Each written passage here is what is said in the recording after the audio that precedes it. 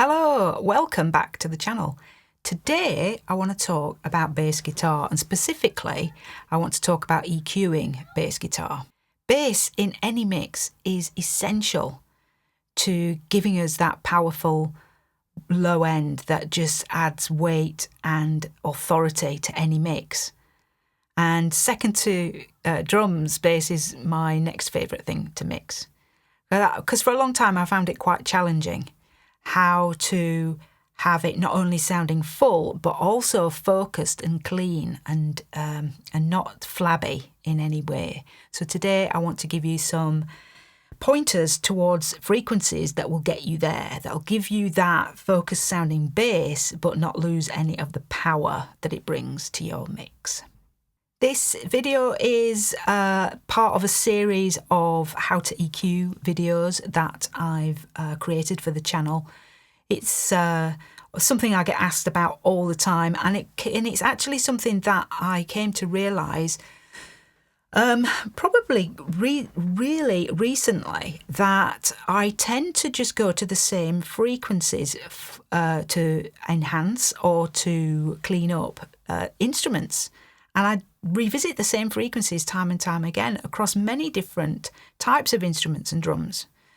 So in this video with bass, I just want to give you my go-to frequencies, I guess, for working with a bass guitar. And this type of EQ is using a channel strip. In the previous videos, I've used a couple of different flavours of channel strip. I've used an SSL-E channel, and I've used a Neve style channel as well. And so for this video I wanted to choose something different, and it's something I wanted to choose that again has been relatively new discovery for me, that I've found works really well on bass guitar, so I hope to share that with you as well. The mix I've got here is a continuation of the mix that I've used in the previous videos, and it's a really simple layout, very simple drums, a tambourine, a bass, a couple of guitars, an organ and a vocal. The song has flavours of blues, country, Americana, but the techniques that I'm going to show you today and the frequencies that I'm going to show you work for bass in any style of music. Much like drums, bass guitar, I like to be mindful of the frequencies that are going to be beneficial in pulling out those subtle nuances and fills that the bass player plays. I want to make sure he gets his moment, and so I'm looking for frequencies to pull out the actual note or articulation that the bass player is bringing to the entire performance. I also look to clean up any areas where we may be getting a little bit out of control in our low mid area. Bass is a low instrument, so we just have to give it a lot of consideration in that department, particularly when we have the kick drum to contend with as well, which is usually the case. So we've got to get those two to work together. I want to cut unwanted frequencies that might clash with other instrumentation, not just the drums, but the guitars as well. All of these instruments have got to mesh together to bring a mix that sounds clear and clean, and where you can hear every element of that mix in its own right. Once we've tackled those low frequencies, then we can look at more favourable low frequencies and think about the kick drum and think about the low frequencies we want to enhance in our bass guitar. Once we've got those under control, we want to think about the low frequencies we actually want to boost or enhance in the performance, and how they're going to slot in with the kick drum and also the bottom end or the lower frequencies of the electric guitar. The next most important aspect of the frequency range for bass guitar is the mid-range. Everything lives in the mid-range, so don't forget to work on that on the bass guitar as well. The mid-range is where you have a lot of the small speaker devices will live in that area, and so it's very important that we do a choice boost to the bass so that it's equally heard along with the electric guitars or any other instrumentation that is competing for that same space. Then for definition, we might look at the very high end to really bring some excitement, clarity. The note, again, make sure that we can actually hear the note that the bass player is playing. And it may seem crazy to think about the higher frequencies for a bass guitar to do that, but that's exactly what we do. Let me just give you a quick blast of this mix that I've done so far. It's just a rough mix, a little bit of a static mix. Worked on some elements of the drum kit already, which you will have heard in the previous videos. I'm going to mute the vocals for now, and let's listen to what's happening.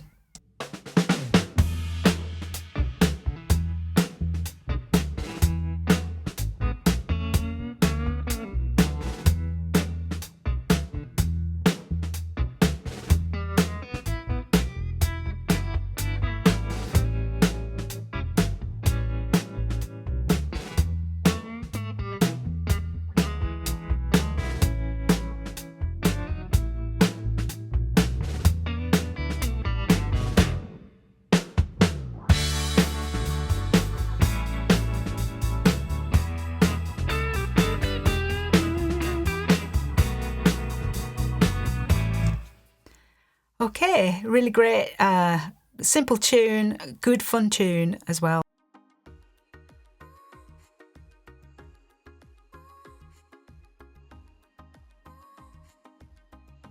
What I'm going to do, I'm going to concentrate on this middle section here for now, because it's the chorus, and you heard how the bass player was really playing some really great lines, and we want to hear that stuff. But you can also hear how dull the bass sounded. So that's something we've got to address. Let's listen to it in solo.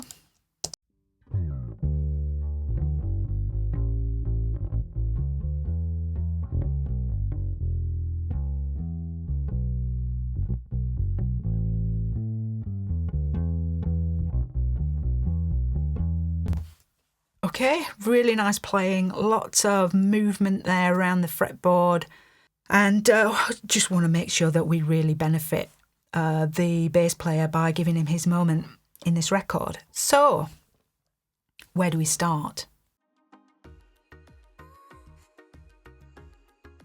I'm going to use this channel strip today, which is the AMEC 9099.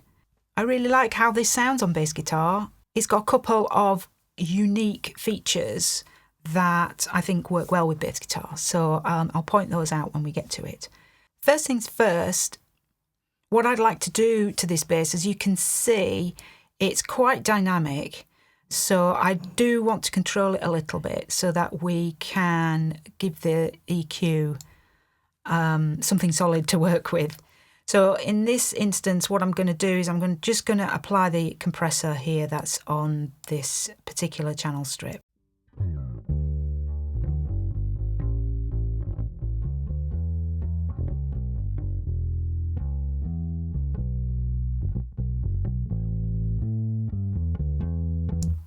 Okay, it's just evening out the notes a little bit, it's making them just really going to help the whole thing sit in the mix. But I'm not here talking about compression today.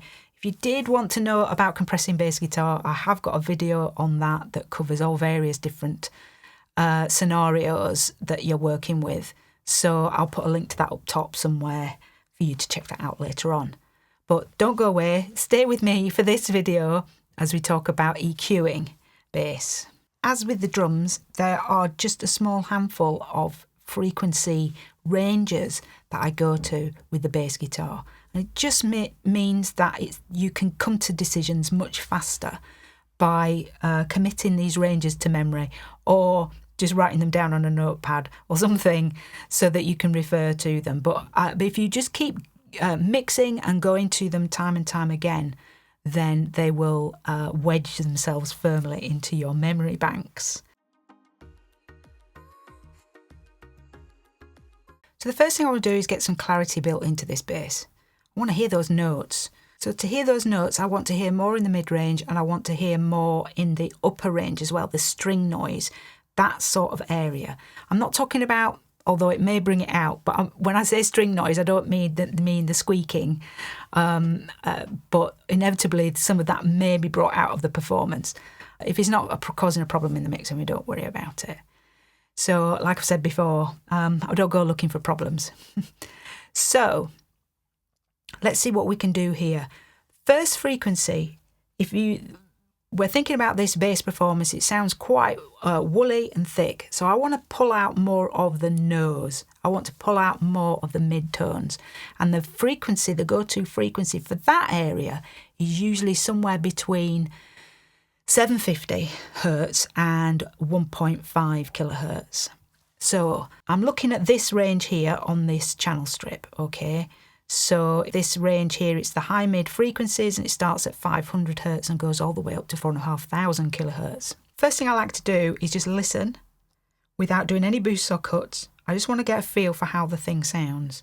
And then I'm going to start doing some boosts and cuts and moving the frequency selection around until I find somewhere that I feel represents the mid-tone on this particular bass guitar. And that should be somewhere between 750 and 1.5. So let's see what we can hear.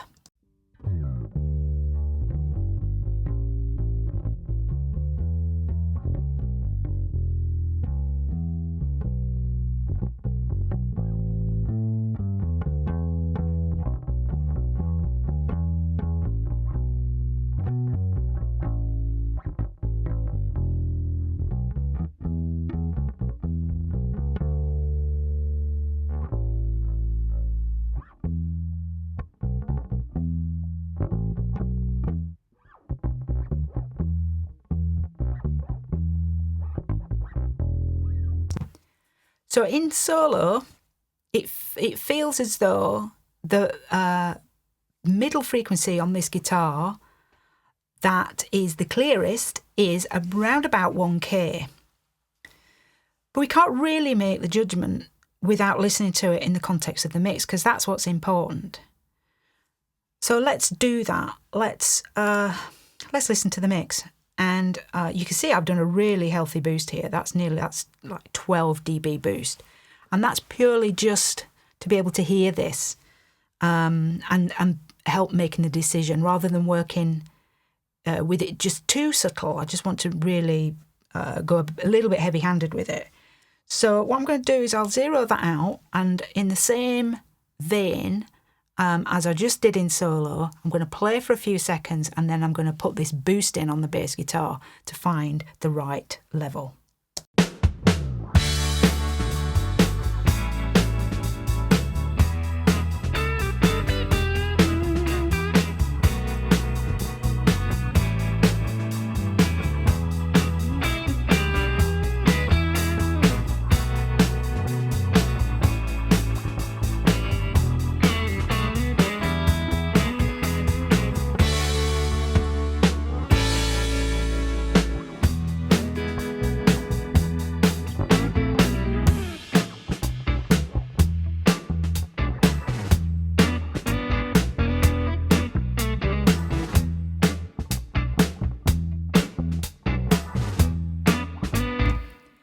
It's actually, in the context of the mix, it feels as though it gets more audible when we move round to the sort of 800 hertz area.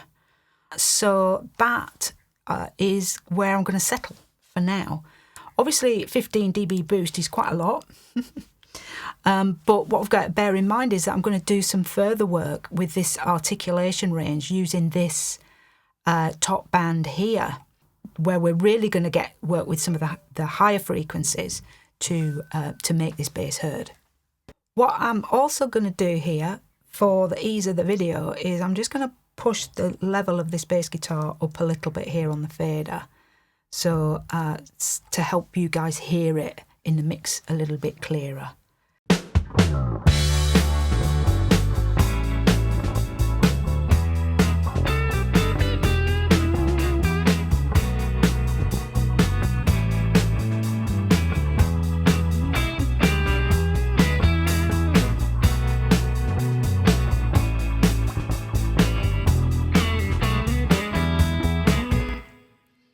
Okay, and I think you could hear the difference, the variation between that sort of 800 or 850 and the 1K. You can really hear how it changes the perception of the bass in the mix.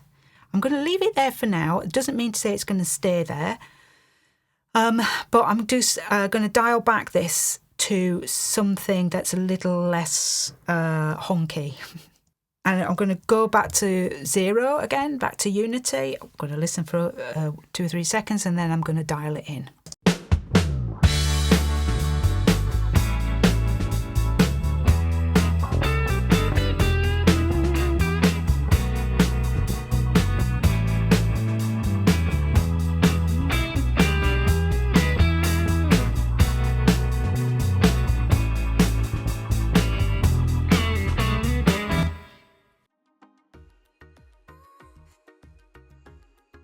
The next thing I want to do is to make this feel a little bit more, this 850, feel a little bit clearer and easier to hear. I'm going to do a cut now.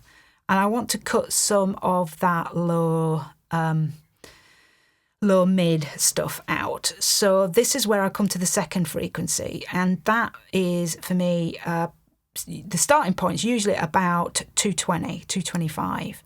And it can range really between 200 and 300 hertz. So that's the second band to remember. It's important to keep the energy of the bass guitar, that low end thrust to the bass. And so for me, that usually means working around about somewhere between 200 and 300 hertz in clearing up this low mid frequency area. So let's try that out. I'll do it in solo first of all. What we're listening for is just the bass starting to sound a little bit tighter and a bit more focused.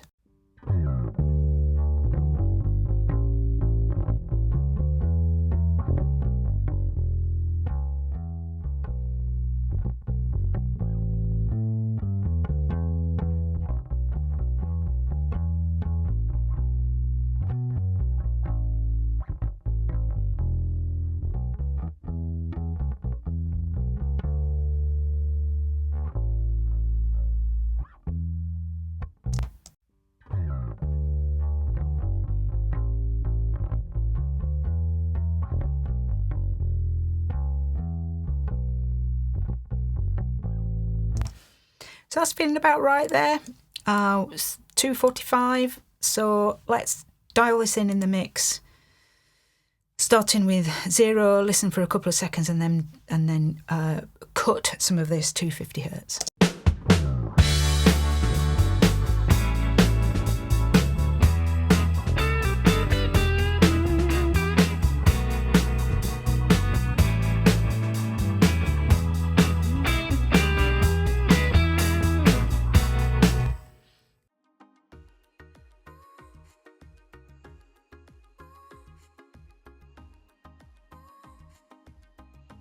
Okay, so about 3 dB's cut there.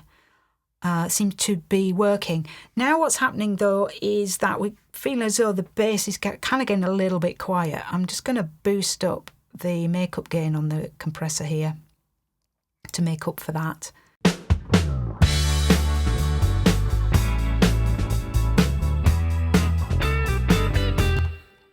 Okay, hopefully you can hear it a little bit better now. What I'm going to do is I'm just going to take out that frequency band that we just did, that cut.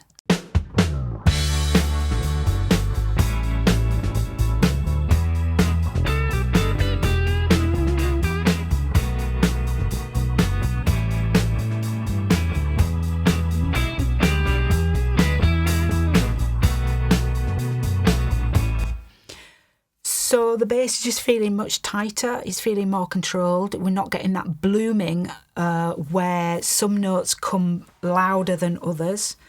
So I feel as though this is a good spot that we've found here at about 250 hertz, 245 hertz with a 3 dB cut. So that's really nice.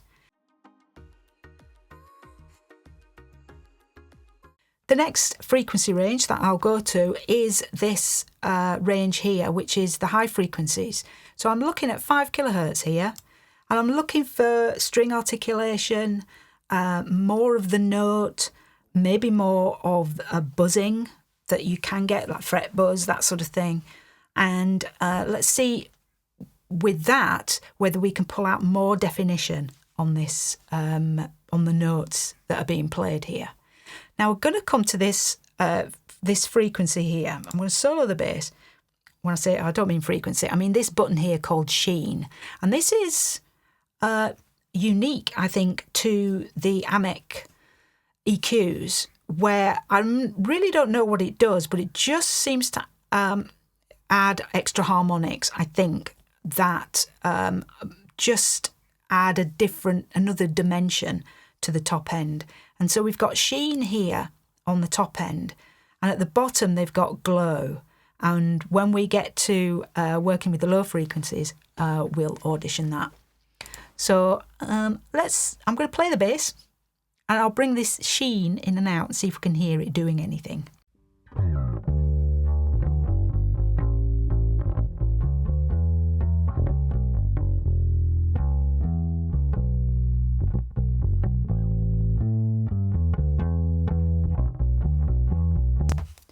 Yes, there's something happening there on the top end, the very top end. You can just hear more high frequency has been brought out. It's quite subtle, but it's definitely there.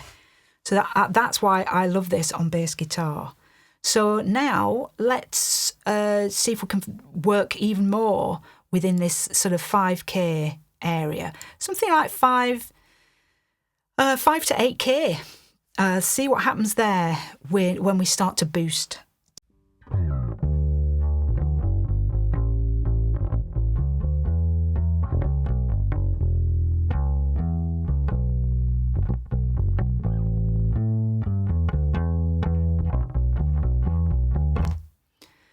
So that's it. I'm happy with that. And that's at 5K. So that sounds great. But we really should listen to this in the mix to dial in the correct amount. So let's do that now.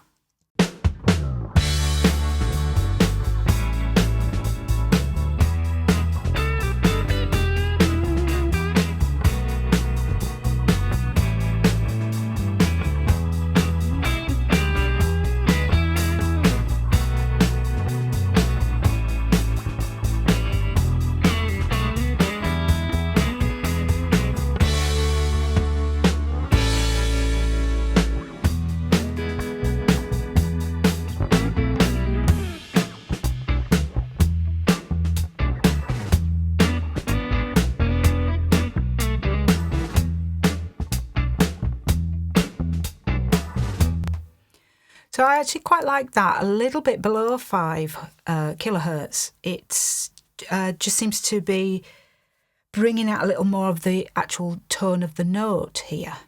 So I hope you're getting the concept here, where it's important to listen first before you start boosting or cutting anything, just so that you know you're making the right decision, rather than just dialing in an amount of cut or boost and then pressing play. I don't see how you can make that decision without knowing what you started off with and what it started out sounding like in the entire mix. So another theme of mine is to do this kind of highly focused work in solo, and then to come back out again, both to group level. Obviously there's only one bass track in this mix, so there's no bass group, but then to come back out again and listen to the mix as a whole. So with that said, let's just bring in this vocal now and see where we're at with regards to the bass guitar, and whether the vocal is masking the top end of the bass guitar. We've just, been working in that sort of 4.8, 5 kilohertz area where the vocal lives as well. And so let's see whether we still can hear the articulation. I said, I think I left the oven on, I gotta go. If my house burns down, I'll be out in the cold. Maybe we can meet again now, you never know.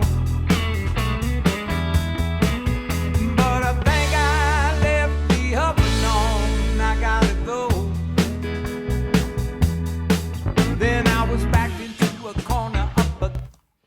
So I decided that when the voice came in, that the frequency we'd chosen, that sort of 850 frequency, was just a bit too honky sounding. So I've gone back to more of a 1K area there, which is what we thought when we listened to the bass in solo sounded good.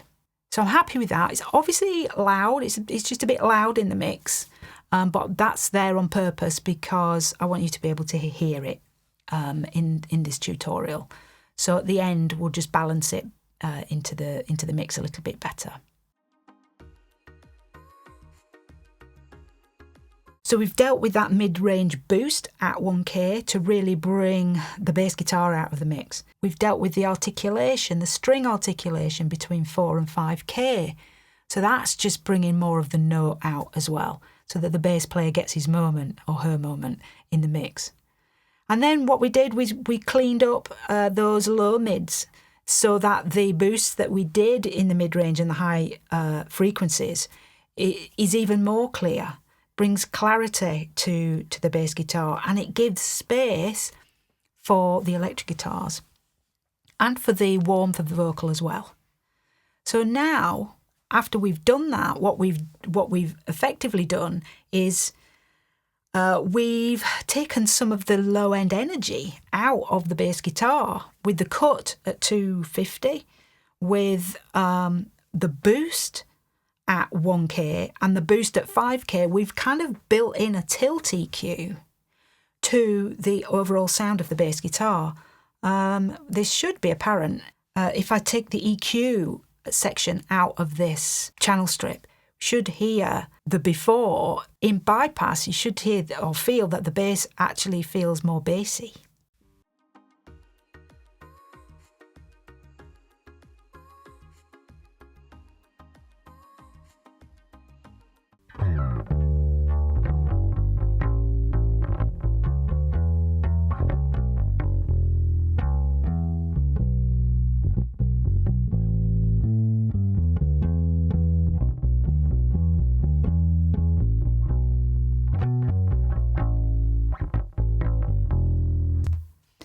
Okay, so there's still low end there. Plenty of articulation now, which is lovely, which is great. But now we go to the low frequencies to bring some of that warmth, that low end energy back. And this is where we look at the next frequency range. And for bass guitar, that's usually somewhere between 80 and 100 hertz. And so much like we have done in the previous frequency ranges, there's a little bit of massaging needs to be done. But if you know now to go to 80 or 100 hertz straight away to bring a little bit more low end back into the bass guitar after you've cut some of that low mid mud, which is in the 220, 200 to 300 hertz area. Okay. That also brings us nicely into this glow function here that we have on this AMEC EQ. Let's see if we can hear what that's doing. Now bear in mind, as I demonstrated the sheen in the high frequencies, the gain was at 0, was at unity, and you could hear a difference. So let's see if that's the same with regard to this glow. And what I'm expecting to hear is that, a few harmonics have been added to the sound, and it just makes the low end of the bass feel a little bit fatter, a little bit rounder, and probably a little bit wider as well.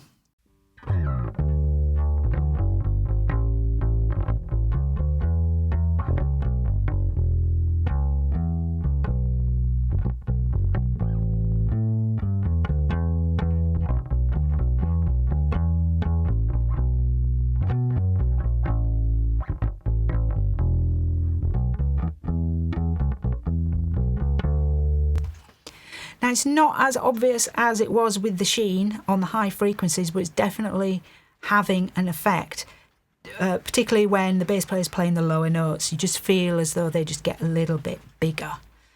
So I'm going to keep that in, and now I'm going to go looking to find a good spot here, a low frequency, to bring a little bit more low-end goodness into this bass guitar.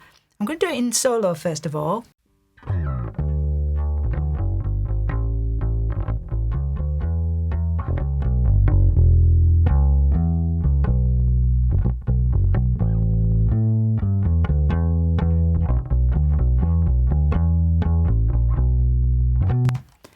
That feels good in solo, certainly. Let's take it back to 0 and let's listen to it in the mix. It will probably make the bass guitar feel very loud in the mix, but that's good, that's fine, because we can always pull it down on the fader, and we will pull it down on the fader. I said, I think I left the oven on, I gotta go. If my house burns down, I'll be out in the cold.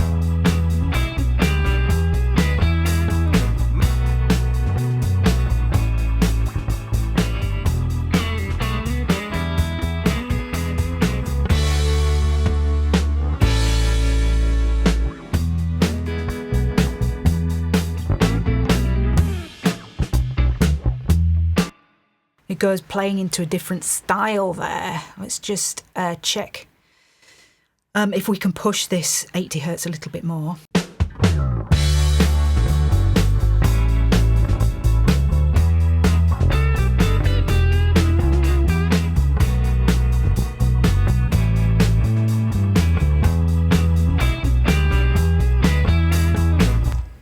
I like it there. I like that extra push. It obviously feels very loud in the mix, but now I'm thinking about perhaps cutting a little bit more in this 245 area to see if we can just tighten it up a little bit.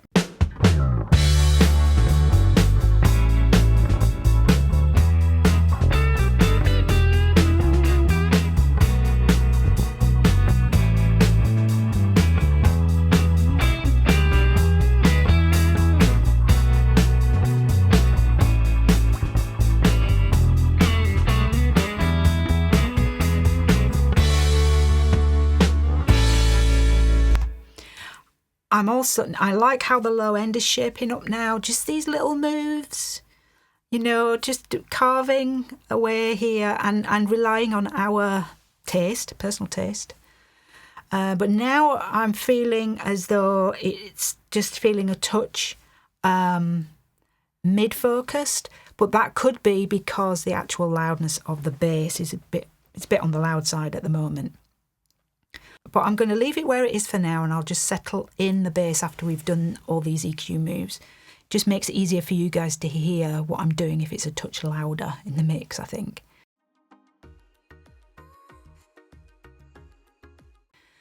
Finally then, what we have open to us is a low cut or a high pass filter. On the AMEC, it's here in the top left. And the frequency here, to commit to memory, is 60 hertz. Could be as high as 70 hertz, could be as low as 40. But 60 is usually my go-to, my starting point, and then I'll massage it from there. This low cut really does depend on the instrumentation of the track, how busy it is, whether you've got drums, because you may not have drums. And if you've not got drums, then I would tend to start a 40 hertz low cut. The purpose of this low cut, this high pass filter, is to stop the rumble, is to keep a tight control on the low frequencies that we are sending to our mix bus and to our mix bus compressor. We want to carve our mix in an efficient way so that it feels full and powerful, yet in control. And a big part of that is dealing with the low mids and with the low frequencies, the sub frequencies. And that's what I want to do next. So I'm going to do this in solo initially.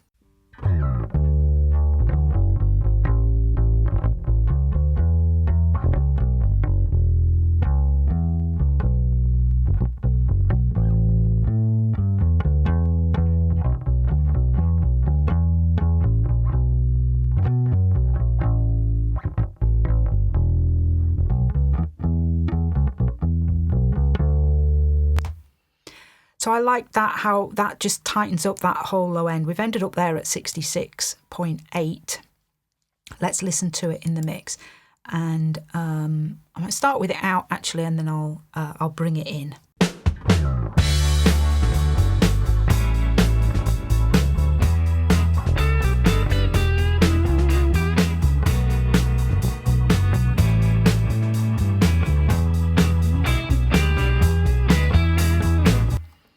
So I like that. Tightens up the lows, no end, gives room for the kick drum. We're hearing that again now in full effect. So what I want to do now is actually just get this balanced into the mix, bed it into the mix a little bit more. And then from there, when it's at its right level in the mix, you can go back to each one of these and do some fine tuning to get the tone that you want. But we've done the groundwork here now. It's sounding really good. So I just want to get it sitting in the mix correctly. So let's do that. And what I'll do is I'll probably fade it all the way out and then fade it back in to find the right spot.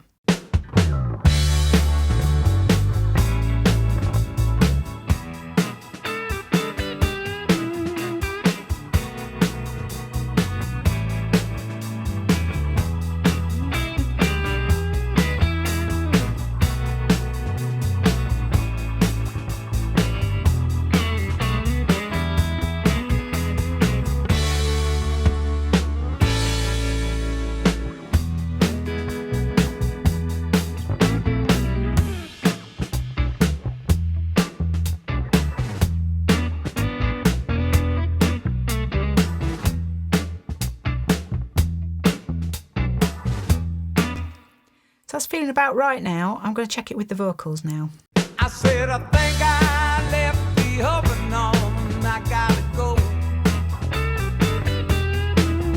If my house burns down, I'll be out in the cold. Maybe we can meet again now, you never know. But I think I left the oven on. I gotta go. Then I was backed into a corner up against the wall. My mouth attacked from a know-it-all. They chased me through the den, then down the hall. Now this bass is being played differently in different parts of the song, so it's important to make sure that it works all the way through. Maybe we can meet again now, you never know. But I think I left the... Just want to make sure that I've got the gain staging okay in this. If you remember earlier, I just pushed up the makeup gain to get the level of the bass up for you guys. So I just want to bring that back to something more reasonable. We were getting meters going a bit crazy here.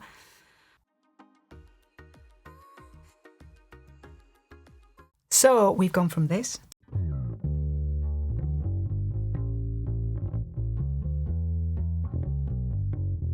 to this.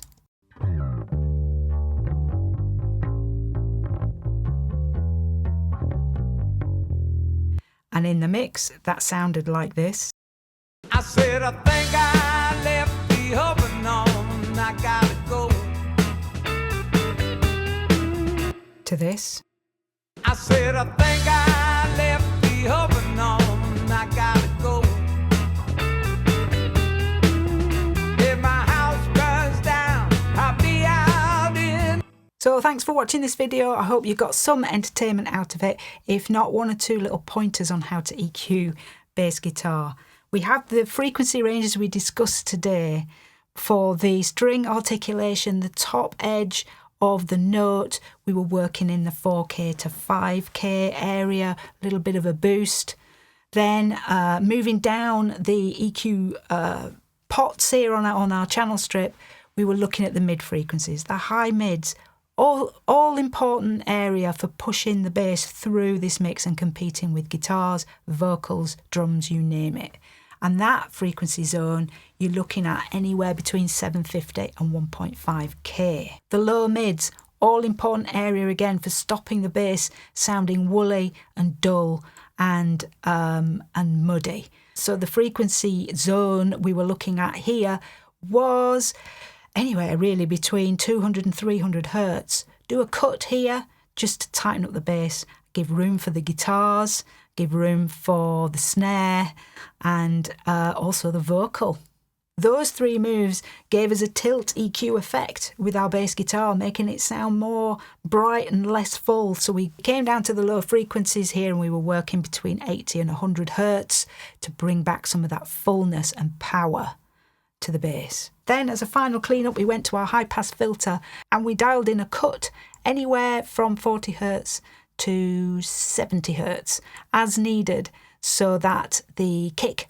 didn't lose any of its energy and the 2 could mesh together and work together to give that powerful driving feel to the rhythm section. If you enjoyed this video and you want to learn more from me about mixing drums, then I will guide you to a link that's in the description below this video that you can go to and join my free drum mixing workshop. You get the Multitracks to download so you can mix along with me, and I go from start to finish mixing acoustic drums without the need for samples. There are some other goodies in there as well, some downloadable cheat sheets and all that good stuff that you guys love. So that's all to be found at the link in the description. So if you did find value in this video, please consider giving it a thumbs up. It really does help with the old YouTube algorithm, and I'll see you in the next video.